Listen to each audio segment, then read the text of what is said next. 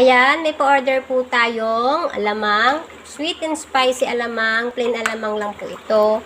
Lahat po ito ay may may-ari na. Meron po tayong isang reseller. Ayan, ang natatry pa lang po niya is alamang, hindi pa niya natatry yung yema spread.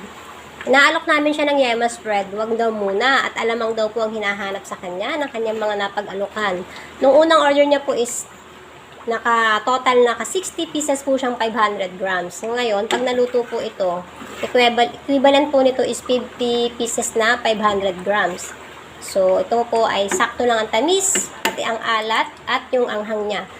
And yung mantika naman po is mapapansin nyo marami. Pero pag niripak po namin yan, is babawasan po namin yan. So, panamang-panama lang din po yung mantika niya. Ayan po. Pwede po ito sa mga hindi kumakain ng baboy. Ayan. Plain lang. At ang ginamit naming mantika is yung hindi mantika ng baboy. Ayan. Open for reseller. Sa isang reseller lang po ito. And thank you, Lord!